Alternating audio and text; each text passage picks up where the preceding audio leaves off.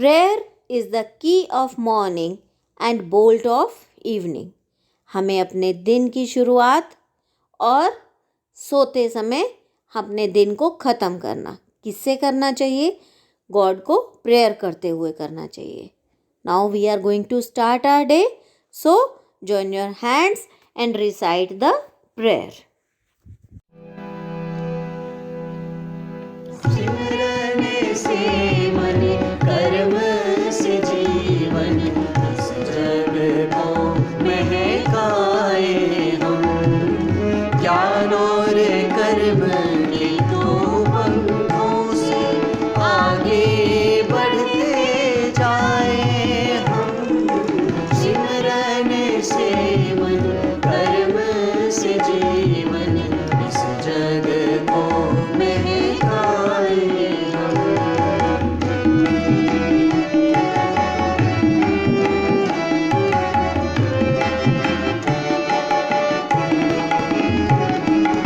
जब सोचे सबका भला, जब देखे सबके गुण देखे, मीठा मीठा बोले सबसे, सबके मन को भाए हम। सिमरन से मन कर्म से जीवन इस जग को महकाए हम, इस जग को महकाए हम, इस जग को महकाए हम। Let us revise infinitives and gerunds in more detail. Infinitives और gerunds को आज मैं और डिटेल में आपको समझाती हूँ। आज हम सबसे पहले स्टार्ट करेंगे infinitives. What are infinitives? Infinitives are verbs preceded by to. ये ऐसी verbs होती हैं जो to के साथ ऐड होती हैं और उसी तरह से यूज होती हैं। नॉर्मली हम टेंसेस में वर्ब्स को चेंज करते हैं पर्सन के अकॉर्डिंग, टेंस के अकॉर्डिंग। हम प्रेजेंट परफेक्ट टेंस यूज कर रहे हैं या पास्ट परफेक्ट टेंस यूज कर रहे हैं या फ्यूचर परफेक्ट टेंस यूज कर रहे हैं तो हम वर्ब की थर्ड फॉर्म यूज करते हैं, है ना। अगर कॉन्टिन्यूअस टेंस है तो हम वर्ब की फर्स्ट फॉर्म के साथ ing यूज करते हैं। But infinitives never change according to the tense, according to the person और अकॉर्डिंग टू द नंबर। ये किसी भी तरह से चेंज नहीं हो सकते। इनको हम जैसे ये होते हैं वर्ब के साथ बेस फॉर्म, वर्ब की बेस फॉर्म के साथ टू लगाकर यूज करते हैं और वो हमेशा ऐसे ही यूज होते हैं। ठीक है, अब मैं आपको इसे एग्जांपल्स के साथ समझाती हूँ। Now read these sentences. I like to swim. Like is a verb and swim is also a verb, but swim is preceded by to and it is not working as a verb in this sentence. ठीक है, तो ये क्या हो गया? ये हमारा infinitive हो गया। ठीक है, Henry wants to study English. Wants verb, study is a verb and study is preceded by to. तो ये क्या हो गया हमारा? Henry wants to study English. To study is infinitive. यहाँ पर हम want को according to tense change कर सकते हैं। Henry wanted to study English. To study हमारा change नहीं होता, तो ये क्या हो जाता है? हमारा infinitive हो जाता है। Mary learned to cook. Mary learned to cook. ठीक है, हम इसको कर सकते हैं Mary learns to cook. तो to cook हमारा टेंस के अकॉर्डिंग भी चेंज नहीं हो रहा, तो ये हमारा क्या है? Infinitive. Clear? He pretended to study. ठीक है, he pretended to study. तो to study हमारा इन्फिनिटिव है। इसको हम क्या कर सकते हैं? He pretends to study. इसको हम कोई भी टेंस में चेंज कर सकते हैं वर्ब को, लेकिन जो हमारा इन्फिनिटिव है वो कहीं पर भी चेंज नहीं होता, चाहे हम किसी भी tense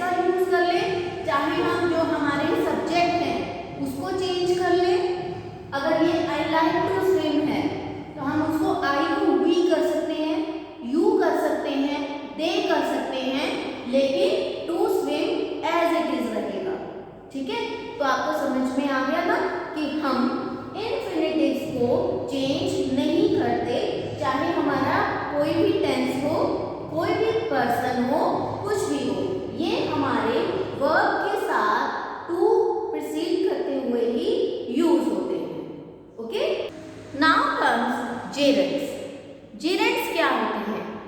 जेरेंट्स are verbs ending with ING। Gerunds भी वर्ब्स होते हैं, लेकिन वो किससे एंड होते हैं?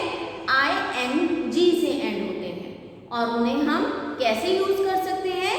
As a subject, as an object या फिर एज अ कॉम्प्लीमेंट।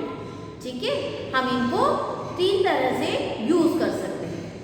अब मैं आपको समझाती हूँ इसको कैसे यूज करते हैं। Now read these sentences. Reading helps students learn English. ठीक है, learn is a verb, reading is a verb, but here reading is used as subject. इसमें रीडिंग क्या है? वर्ब के साथ ING के साथ यूज हुई है और सब्जेक्ट की तरह से एक्ट कर रही है। यानी reading helps students learn English. Students को इंग्लिश लर्न करने में क्या चीज हेल्प करती है? रीडिंग। ठीक है, he enjoys reading for English class. वो इंग्लिश क्लास के लिए क्या एंजॉय करता है? रीडिंग करना। Here reading is acting as an object. Okay, and third one is her hobbies include reading. These 3 words used in different sentences are gerunds, but in sentence number 1 reading is acting as subject, in second it is an object, but in third it is a complement. ये complement है कि her hobbies include reading। ये उसका complement है कि जो उसकी hobbies हैं उनमें क्या इंक्लूड है? रीडिंग इंक्लूड है। ठीक है, I hope gerunds are also clear to you. Now I will give you an exercise for practising infinitives and gerunds. Now solve this worksheet of gerunds and infinitives. Lesson number 16 of your grammar book, interjections. ठीक है, क्या होती है interjections? हमने अगर किसी को कुछ कहना है, हम किसी को कुछ बताना चाहते हैं, तो हमारे पास शब्दों का भंडार है। हम किसी से अपनी बात कहने के लिए बोल सकते हैं। We can speak. We have so many words to express ourselves. We know vocab also. हम अपनी जो मन में बात होती है उसे बहुत अच्छे तरीके से दूसरे को समझा सकते हैं। लेकिन अगर हमें कुछ फील हो रहा है, हम बहुत खुश हैं, हम बहुत दुखी हो गए, हमें किसी पर दया आ रही है, ठीक है, हमें किसी को चीयर करना है, तो उनको एक्सप्रेस करने के लिए हमारे पास कुछ वर्ड्स होते हैं जो अलग होते हैं, जिनका कोई मीनिंग नहीं होता। वो वर्ड्स सिर्फ हमारी फीलिंग को शो करते हैं। अगर हम खुश हैं तो हम क्या कहेंगे? वाओ, हुर्रे, है ना, कोई चीज़ हमें अच्छी लग रही है। तो ये जो वर्ड्स होते हैं जो हमारी सडन फीलिंग को एक्सप्रेस करते हैं, हमारे मन में एकदम से किसी चीज़ को देखकर जो थॉट आया उसको जो एक्सप्रेस करते हैं, वो क्या होते हैं? वही होते हैं हमारे इंटरजेक्शंस। उन्हें क्या बोलते हैं? हम इंटरजेक्शंस बोलते हैं। हाय, हुर्रे, ब्रेवो, अलास, आउच। ठीक है, ये सब क्या है? हमारी इंटरजेक्शंस है। ठीक है, और ये किससे फॉलोड होती है? साइन ऑफ एक्सक्लेमेशन से। ठीक है। साइन ऑफ एक्सक्लेमेशन हम इसके लास्ट में लगाते हैं क्योंकि ये हमारी क्या है, इंटरजेक्शंस है। ठीक है, हमारी 2 टाइप्स की इंटरजेक्शंस हमने की है, mild interjections and strong interjections. Mild interjections में हम साइन ऑफ एक्सक्लेमेशन का यूज नहीं करते, वो हमारे सिंपल छोटी सी फीलिंग को शो करते हैं, जो हमारी माइल्ड फीलिंग्स होती हैं उनको हम कॉमा लगाकर शो करते हैं, अलग से दिखा देते हैं। ठीक है, लेकिन जो स्ट्रॉन्ग होती हैं उनको हम साइन ऑफ एक्सक्लेमेशन से शो करते हैं।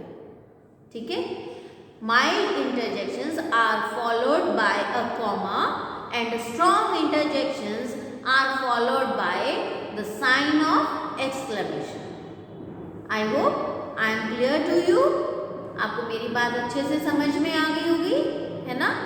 To practice this thing in a different way, or you can say other than the book, I am giving you a worksheet.